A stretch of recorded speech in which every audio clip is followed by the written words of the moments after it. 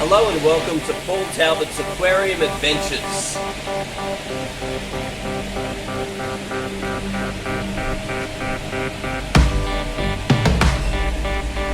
So what I'm going to do now is explain to you what I believe to be the top 10 mistakes that are made by fish keepers. So the first common mistake that's made by fish keepers is not having enough algae eating or scavenging animals in your aquarium. So if you've got a saltwater tank, you can get things like coral banded shrimp that will go and eat detritus and help to clean your tank up. You can get things like abalone and snails that help to eat your algae. You can get fish such as blennies and tangs that all help to eat your algae. So the more animals you put in your tank to actually help scavenge algae and help scavenge debris and detritus in the bottom of your aquarium, the better your aquarium is going to run. So the algae almost becomes a commodity that things in your aquarium are actually wanting to feed on. Now the next thing is not using a gravel cleaner. So inside your gravel builds up all sorts of waste, nutrient that establishes in your gravel. You also get bad bacteria that grows inside your gravel. So when you do a water change in your aquarium, I really recommend using a gravel cleaner. And what the gravel cleaner will do is allow you to suck all the waste out of the gravel while you're doing a water change. So that's a gravel cleaner. The next thing to be careful about, particularly with these open top aquariums, is be careful what you spray around the aquarium. So some people will spray insect spray trying to catch a fly or kill a fly. Other people will spray cleaning sprays. You don't want poisonous or potentially poisonous sprays getting sprayed in the vicinity of your aquarium. Now the next thing that's a very common problem is household sponges. A lot of people opt to clean their aquarium with sponge, but I would recommend using polyfilter or something that is specifically for your aquarium, because if you go and use a household sponge, nearly all household sponges contain chemicals which help to suppress bacteria growing in the sponge, and those sponges are essentially poisonous. The next thing I'd say would be KH, because a lot of tap water actually contains 0 KH. So I want to suggest that probably the 6th most biggest killer of particularly freshwater fish, tropical freshwater fish or goldfish, would be not knowing what your KH is or having a 0 KH. So every time I do a water change, I'll add some water ager, I'll add some carbonate powder, some KH powder, and I will add a little bit of aquarium salt depending on the type of tank you have. You can get specified carbonates which will give you specific pHs, and specified salts which have got different blends of trace elements inside them. Now I would probably say the 5th biggest killer of aquarium keeping would be water changes, doing too big a water change. If you're going to go and do a 40 or a 50% water change and you have not pre-prepared your water, then that can shock your fish and kill them. It can change the temperature, it can drastically change the pH, it can do a whole lot of damage in regards to shocking your animals.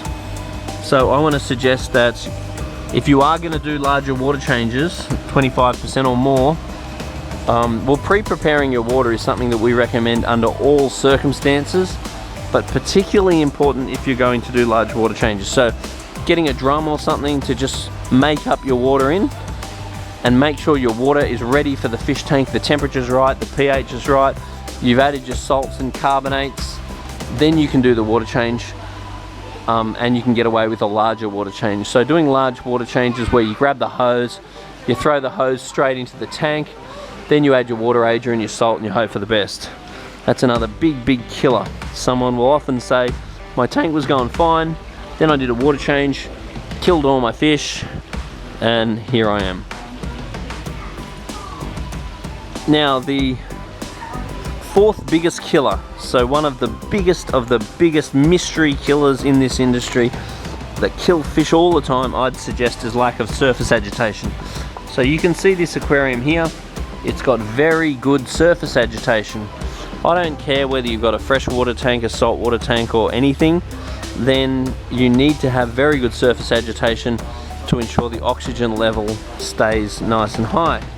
Now know that this is not really that relevant for plant tanks, because a plant tank is run on a different theory of oxygen versus CO2, because the plants are helping to provide oxygen, and will consume CO2.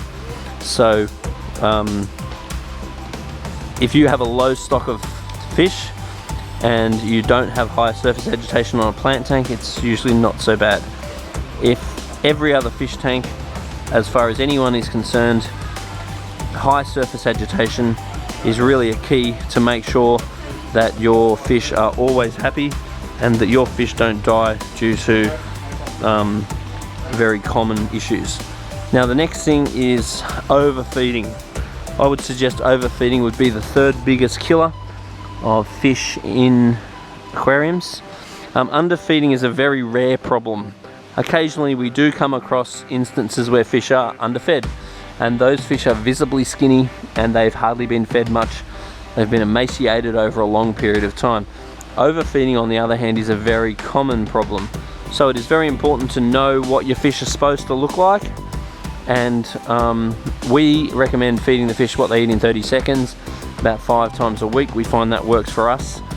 Feeding a high quality food like Spectrum is really the key. So quality and understanding quantity is going to help keep your fish nice and healthy. Probably the second biggest killer of fish kept in aquariums would be cleaning your biological filter material with tap water. Now inside your filter, regardless of whether you've got high quality biological media such as Marine Pure, or whether you've just got a simple sponge filter, it doesn't matter. It doesn't matter what sort of filter you got. What matters is that good bacteria grows inside the filter, and the good bacteria that grows inside the filter breaks down the waste from your fish and keeps your tank nice and healthy, keeps your water quality good. If you go and clean your filter with tap water, then the chlorine in the tap water, depending on when the tap water was dosed with chlorine, will kill all your good bacteria. And if all your good bacteria is dead, there is every chance that within coming days your ammonium nitrite will soar and your fish will start to die. Now I would suggest that the biggest killer of fish would probably be adding the wrong fish together. So there are predatory fish such as these barramundi that will do anything to swallow whatever fits in their mouth. Then there are also territorial fish. Territorial fish will fight each other to ensure that one of the fish is dominant and that they are able to secure territory that they require in the aquarium. Then there's other fish that are just plain aggressive and they just attack and seem to aimlessly kill other fish, such as clown triggers. So watching what fish you put together, making sure that none of the fish fit in the mouth of the biggest fish, and then being accountable for the fish that you have. So if you notice one fish bashing the crap out of the other fish, then how about getting rid of that fish? Because you can't control your fish, but you do have control over them. So therefore, if you notice something going wrong with the personalities of your fish, you need to decide whether to get rid of the wimp or whether to get rid of the aggressor. So anyway, there's the top 10 reasons. If you can put comments down the bottom, tell me what you think. Tell me if you think I've missed anything.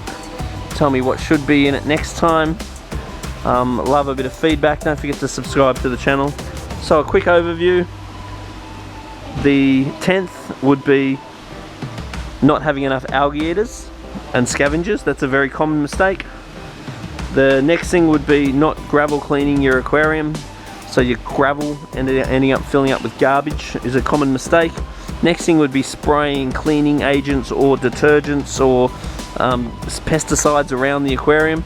Next thing would be, the 7th would be cleaning the aquarium using household sponges which contain caking agents or anti-mold agents.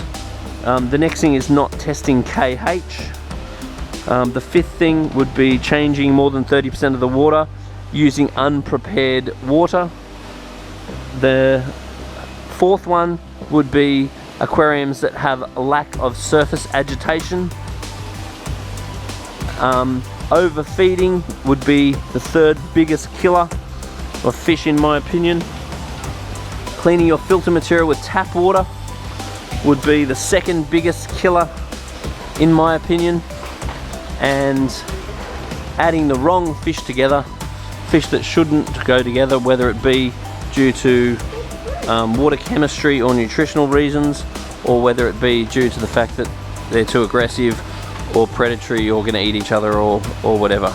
So anyway, just comment on the bottom and tell us what you think.